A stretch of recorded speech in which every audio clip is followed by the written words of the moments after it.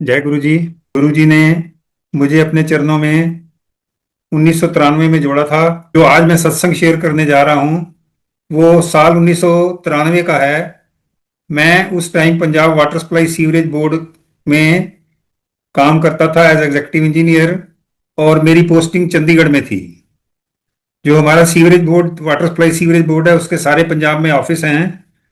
एक दिन मेरे एमडी ने मुझे कहा कि आपको जलंधर के ऑफिस जाना है, वहां से कुछ इन्फॉर्मेशन कलेक्ट करनी है। जो लोकल वहां पर ऑफिसर्स हैं उनसे शायद वो इन्फॉर्मेशन नहीं तैयार हो रही, और आपका थोड़ा एक्सपीरियंस उनसे ज़्यादा है, तो आप चले जाओ और जाके करके आओ। तो जैसे मेरे जाने का प्रोग्राम बना तो मेरे ऑफिस के दो कुलीग, उन्होंने मुझे कहा कि अगर आपके फैमिली साथ नहीं जा रही और कार में जगह है तो हम चलें आपके साथ। तो मैंने खुशी से कहा, "हाँ, चलो, मैं तो अकेला जाना है।" वो मेरे दोनों कुलीग बड़े अजीज कुलीग हैं, पर बाई चांस मैंने उनसे ये नहीं पूछा कि आप जलंधर जा रहे हो तो गुरुजी के मिलने, मतलब किसको मिलने जा रहे हो, अपने दोस्त के घर जा रहे हो या अपने रिश्तेदार के घर जा रहे हो। इस मामले में कोई बात नहीं हुई। उन्होंने कहा हमने आपके साथ चलना है। मैंने कहा चलो। तो जैसे हम चंडीगढ़ से सवेरे निकले, 8:30 बजे, 11 बजे के करीब पहुंचे। और सबसे पहले मैंने उन दोनों को, जो गुरुजी का जलंधर में मंदिर है 300 डिफेंस कॉलोनी, उसके बाहर उतार दिया। और मैंने उनको कहा भी 2-2.5 घंटे मेरे काम में लगेंगे, मैं आ जाऊंगा 1 बजे तक, और फिर उसके बाद हम रास्ते में कहीं लंच करके वापस चलेंगे। तो इतना कह के मैं चला गया। और जब मैं अपना काम करने गया जलंधर का ऑफिस, जो कि मेरे गुरुजी के मंदिर से तकरीबन 2 किलोमीटर दूर है, तो वहाँ काम लंबा हो गया काफ़ी, और लंच टाइम तक भी काम खत्म नहीं हुआ।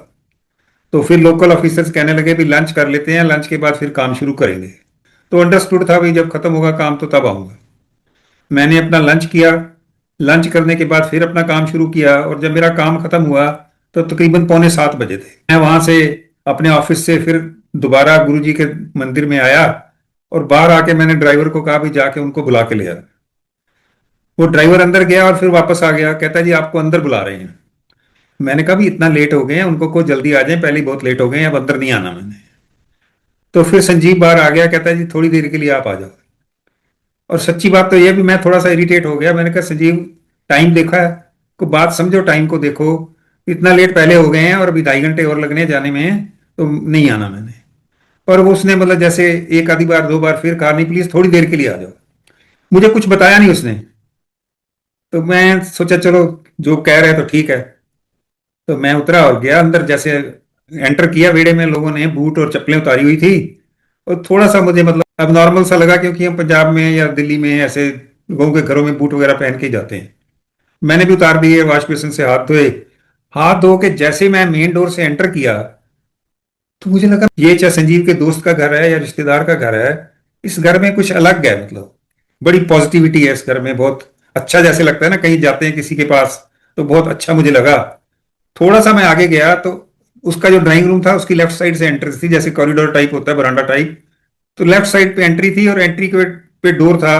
तो जैसे ही मैं उस ओपनिंग पे आया तो सामने गुरुजी बैठे थे, विराजमान थे अपने आसन पे।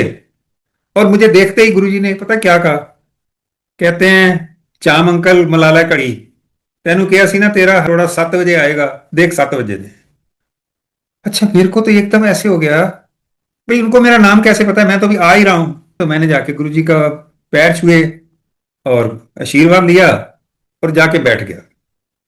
मुझे आज भी याद है उस टाइम शब्द चल रहा था, मेरा वाले साइयां रखी चरना दे कोल। तो वो शब्द चल रहा था। मैं गुरुजी के पैर छू के जैसे बैठा, तो गुरुजी ने मेरे साथ बातें करनी शुरू करी, मेरे फैमिली के बारे में पूछा, नौकरी के बारे में पूछा। तो जैसे मतलब कोई बातचीत करते हैं, वो तो बहुत बाद में समझ आई मुझे, वो तो गुरुजी को तो सब पता ही है, वो तो सिर्फ मेरे से बात कर रहे थे। वो जो जगह थी ना, जो मंदिर है, जो गुरुजी का जलंधर वाला मंदिर है, मेरे आज भी मेरे दिमाग में उसकी इतनी ताजा वो पिक्चर है, इतना सब कुछ है। इतनी ज्यादा पॉजिटिविटी थी उस मंदिर की, इतनी पॉजिटिविटी है, ऐसे लगता था मैं किसी डिफरेंट दुनिया में आ गया हूँ। जैसे आदमी होता है ना भी, एक वर्ड से बाहर निकल के दूसरे वर्ड में आ गया हूँ, जैसे स्वर्ग में आ गया हूं मैं। या मुझे लगता था जैसे मैं जन्नत में कह लो आ गया हूं, जिसमें बहुत ज्यादा शांति है, बहुत ज्यादा पीस है, बहुत ज्यादा सलेस है। ऐसे लगता था भाई बहुत डिफरेंट वर्ड में आ गया हूं। और उस टाइम वहां शब्द भी चल रहा था। और वो जो गुरु जी का जो मंदिर है, उसमें इतना मतलब साफ सुथरा और इतना वेल मेंटेन्ड था, रेड कलर का था। वहां मुझे याद है एक शिव जी की भी स्वरूप था, एक गुरु नानक देव जी का भी स्वरूप था। और गुरु जी जो हैं वो बातें करते थे वन टू वन। मैं ये सोचता था कि शायद अभी गुरु जी प्रवचन करेंगे, तो गुरु जी ने कोई प्रवचन नहीं किया। मैंने एक आधी बार ना संजीव की तरफ देखा, तो उसने मतलब ऐसे इशारे में, आंखों के इशारे में कह दिया बैठो अभी। अच्छा, वो जगह ऐसी थी जहां मतलब उठने का दिल नहीं कर रहा था मेरा बिल्कुल। पर सिर्फ मन में ये था भी लेट हो गए हैं तो पता नहीं अब गुरु जी कब प्रवचन करेंगे। पर ये था भी प्रवचन सुन के ही जाऊंगा मैं। तो थोड़ी देर बाद गुरु जी उठे, बाहर गए। तो मुझे ये लगा भी गुरु जी जो गए हैं शायद अब आके प्रवचन करेंगे। गुरु जी गए, 2-4 मिनट में गुरु जी वापस आ गए। अपने हाथ से गुरु जी मेरे लिए चाय प्रसाद, समोसा प्रसाद, कुछ मीठा भी था, और पानी भी प्रसाद, जल प्रसाद, सारा कुछ गुरु जी मेरे लिए खुद लेके आए और मुझे आके दिया। पहले ही मतलब मेरे को गुरु जी का ऐसा और उनका और ऐसा था कि बहुत ज्यादा मतलब बहुत ज्यादा रिस्पेक्टफुल। और जब उन्होंने ये किया तो मेरा और भी मतलब जैसे श्रद्धा बढ़ जाती है ना, भाई गुरु जी खुद गए हैं मेरे लिए। नहीं तो आमतौर पे कहीं भी हम जाते हैं तो संगत जो के सेवादार होते हैं वो ला के देते हैं, चाय प्रसाद हो गया, लंगर प्रसाद हो गया, कुछ भी हो गया। गुरु जी खुद उठ के गए हैं, इतने महान वो मतलब उस टाइम, और खुद वो गए। और मेरे को ये था भी प्रवचन तो मैं सुन के जाऊंगा। गुरु जी ना संगत से बातें करते थे, मेरे से बात की, फिर थोड़ी देर बाद किसी और से बात की, किसी और से बात की। तो क्योंकि मुझ टाइम उस टाइम अनजान था मेरे को, तो वेट यही थी भी गुरु जी प्रवचन करेंगे, प्रवचन सुनूंगा फिर जाऊंगा। ऐसे आधा घंटा और गुजर गया होगा, गुरु जी फिर उठ के गए। और फिर दोबारा जब गुरु जी आए तो गुरु जी अपने हाथ से लंगर प्रसाद की एक पूरी थाली लेके आए। और जो संगत आगे बैठी थी उन चारों को ऐसे हाथ ला के कहा भाई तुसी चारों इकट्ठे खाओ।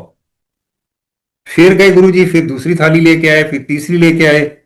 जब चौथी थाली लेके आए तो जहां मैं बैठा था वहां अंकल और आंटी बैठे थे। गुरु जी ने चारों तरफ ऐसे हाथ करके कहा भी तुसी चारों इकट्ठे खाओ। अच्छा, सच्ची बात यह है कि वो किसी के साथ लंगर खाने में हेजिटेशन थी मुझे। गुरु जी का चारों खाओ, तो फिर मैंने वो लंगर प्रसाद खाया। लंगर प्रसाद करने के बाद भी मैं वेट करता रहा। और बीच बीच में मैं ना मतलब संजीव को आंखों से इशारा करता था वे चलें, वो कहता था बैठो। तो ये चीज जो थी ना, गुरु जी बीच बीच में देख के ना हमें कहते कुछ नहीं थे, पर वो एक ऐसी स्माइल करते थे, उनको लगता था मतलब उनको सब पता था भी हमारे मन में क्या चल रहा है। और सच्चाई ये कि वहां से उठने का मेरा बिल्कुल दिल नहीं था। सिर्फ ये था भी वाइफ वेट कर रही होगी, उसको चिंता हो रही होगी।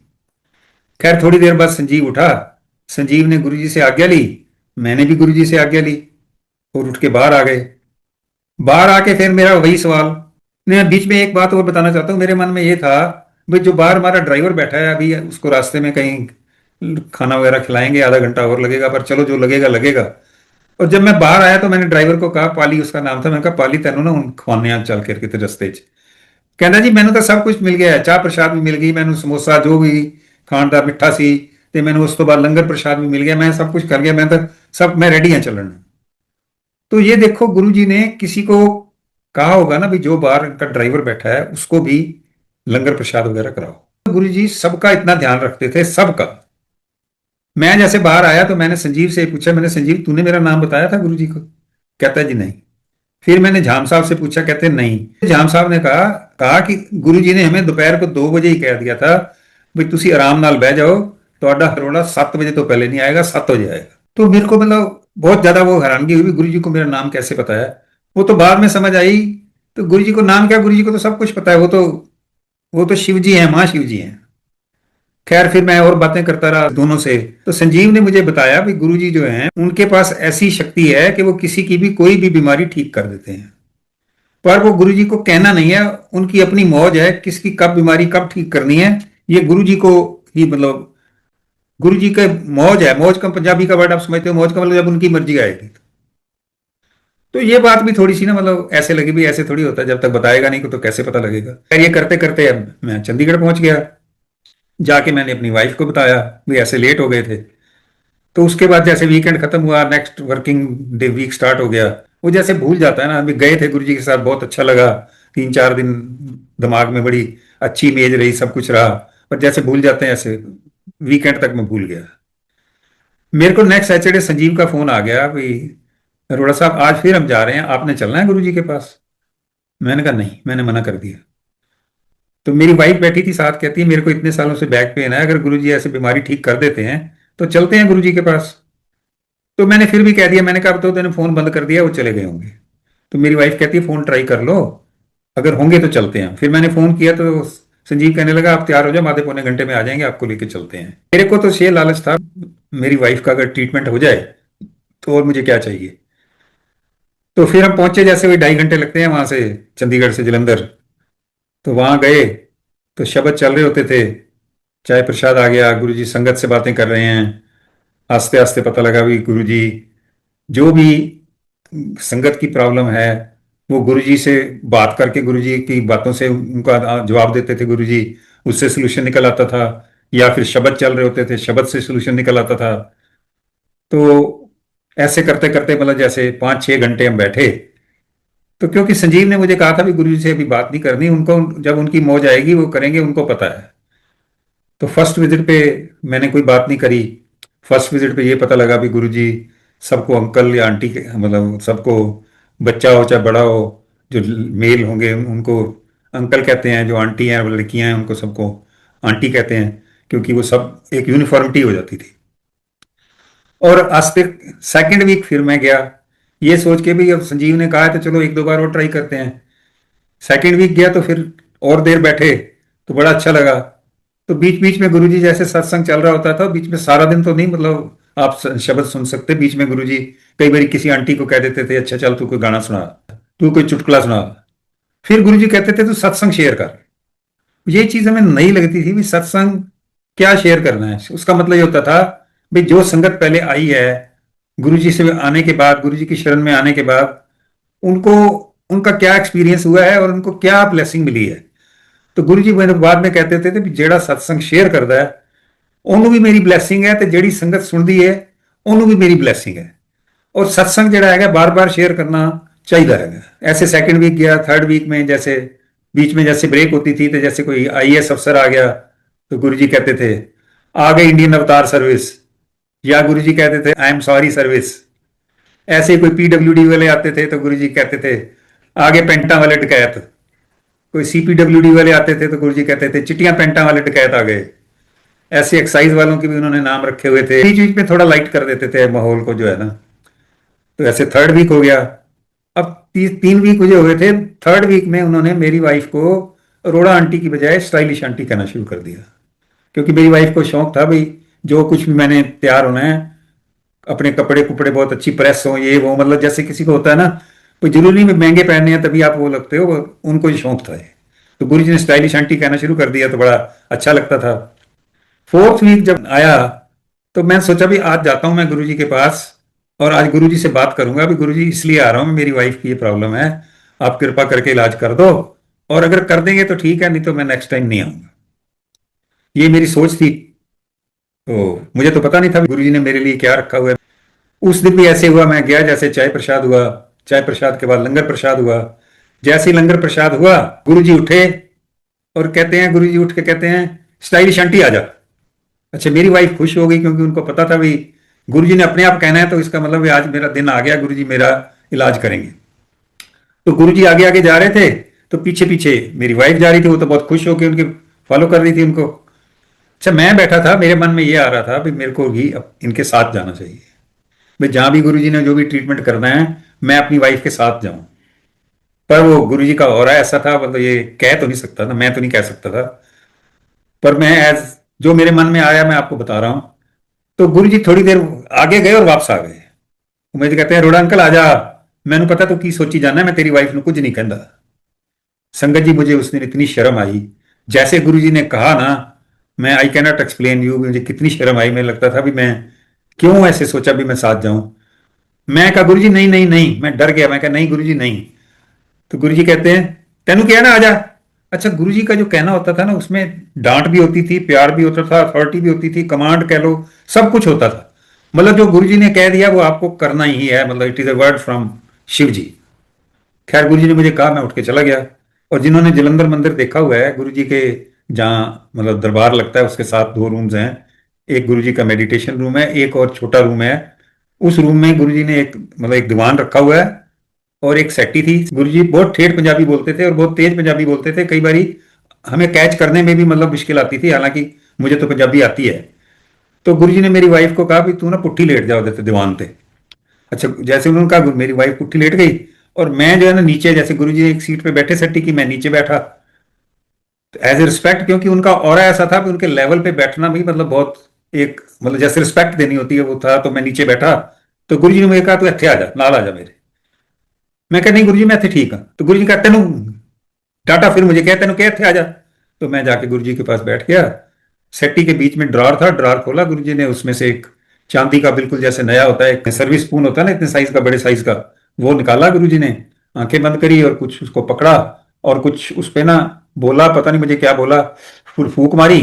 फूक मार के मेरी वाइफ की जो बैक है ना, जैसे रीढ़ की हड्डी है, फर्स्ट जॉइंट से प्रेस करना शुरू किया। और जैसे प्रेस करते थे ऐसे आवाज आती थी, जैसे उंगलियां चिटकाते हैं ना आवाज आती है, हर जॉइंट से प्रेस करने के बाद ऐसे चिटकने की जैसी आवाज आती वो आती थी। और शुरू से लेके लास्ट तक तकरीबन 3.5 पौने 4 मिनट गुरुजी ने हर एक जॉइंट को प्रेस किया, और उसमें से आवाज आती थी। और लास्ट में जैसे लास्ट को किया जॉइंट को, तो उसके बाद गुरुजी ने फिर उसको फूक मारी, और गुरुजी ने क्या कल्याण किया। गुरुजी का कल्याण किया का मतलब है ये शिव जी ने, महाशिव जी ने, भगवान ने कर दिया कल्याण। मेरी वाइफ के ना बहुत ज्यादा आंसू निकल रहे थे, इतने ज्यादा आंसू निकल रहे थे जैसे मतलब बहुत ज्यादा पेन होती है, और वो आंसू रुक नहीं रहे थे। मतलब एक्चुअली तो मैं थोड़ा सा सच बताऊं, मैं डर भी गया भाई, इतने आंसू निकल रहे हैं, क्या हो गया पता नहीं। मन में ये भी आया भाई कहीं कोई उल्टा सीधा ही ना कुछ हो गया हो। देखो मेरे मन में आया एक मिनट पता नहीं, चलो खैर गुरुजी उठ के अपने दरबार में आ गए, और थोड़ी देर बाद हम भी आके बैठ गए। और मेरी वाइफ के लगातार आंसू निकल रहे थे, तो 2-2.5 घंटे हम और बैठे रहे, लगातार आंसू निकल रहे थे। और वहां माहौल ऐसा होता था, अभी संगत जो है ना 30-35 25 30-35 40 इतनी संगत होती थी, इससे ज्यादा संगत नहीं होती थी। तो संगत आपस में कोई बात नहीं करती थी, या शब्द सुनने हैं या गुरुजी जो बात कर रहे हैं उसको सुनते थे। मतलब वहां आपस में बोलना जो है ना वो ठीक नहीं लगता था। शब्द सुनते हैं, शब्द बोलते थे, शब्द सुनो, या गुरुजी जिससे बात कर रहे हैं वो सुनो। तो ऐसे करते करते शाम हो गई, और मैं फिर शाम को हमने गुरुजी से आज्ञा ली और आ गए। रास्ते में मैंने फिर वाइफ से पूछा, मैंने कहा कैसे ठीक है। कहती अभी तो लग रहा है, हो सकता है साइकोलॉजिकली हो, पर 2-3 दिन में पता लगेगा। खैर हम करते करते घर आ गए वापस, और गुरुजी ने वो उस दिन ऐसा ब्लेस किया, वो पेन दोबारा नहीं हुई, सारी उम्र वो पेन दोबारा नहीं हुई। हमने सोचा भी चलो गुरुजी का ना थैंक्स करके आते हैं। तो मैं, मेरी वाइफ, मेरी बेटी, मेरा बेटा, हमने कहा चारों चलते हैं और गुरुजी का थैंक्स भी कराते हैं, घूम फिर भी आएंगे, मतलब यही था। ऐसे हम गए गुरुजी के पास, गुरुजी का शुक्राना किया। ऐसे जाते जाते अच्छा लगने लग गया। बीच में होता था जैसे गुरुजी चाय प्रसाद पी रहे हैं, तो किसी को गुरुजी ने थोड़ी चाय जैसे प्रसाद प्रसाद के तौर पे बचा दी, गुरुजी ने किसी भी आंटी को बुला के देते थे। तो उनको, बाकी संगत को लगता था भी गुरुजी एदे ते खास कृपा हैगी। ऐसे ही कई बारी जूस पीते थे गुरुजी, तो वो भी देते थे, तो उसकी भी खास कृपा लगी। फिर गुरुजी ने एक दिन एक्सप्लेन किया, भाई मेरे वास्ते सारी संगत बराबर हैगी। ਜਿਹੜਾ ਸਭ ਤੋਂ ਅੱਗੇ ਬੈਠਾ ਹੈ ਉਹਦਾ ਵੀ ਓਨਾ ਹੀ ਧਿਆਨ ਰੱਖਦਾ, ਜਿਹੜਾ ਸਭ ਤੋਂ ਪਿੱਛੇ ਬੈਠਾ ਉਹਦਾ ਵੀ ਸਭ ਤੋਂ ਜ਼ਿਆਦਾ ਮੈਂ ਧਿਆਨ ਰੱਖਦਾ, ਉਹਦਾ ਬਲਕਿ ਜ਼ਿਆਦਾ ਧਿਆਨ ਰੱਖਦਾ। मेरे वास्ते सारी संगत बराबर है, मेरे वास्ते कोई कोई फर्क नहीं है। और जैसे होता है किसी आंटी को गुरुजी ने कहा अच्छा तू आके मेरे पैर दबा, तो साथ वाली आंटी को लगता था भी गुरुजी ਦੀ ਇਹਦੇ ਤੇ ਸਪੈਸ਼ਲ ਕਿਰਪਾ ਹੈਗੀ ਵੀ गुरु जी ਇਹਨੂੰ ਕਹਿ ਰਹੇ ਨੇ ਵੀ तू मेरे पैर दबा के। पर वो गुरु जी की अपनी वो है ना, गुरु जी को पता है, और गुरु जी की मतलब पता था भी किससे वो सेवा लेनी है। जो वो सेवा ले रहे थे उसके, उस संगत के कष्ट कट रहे थे।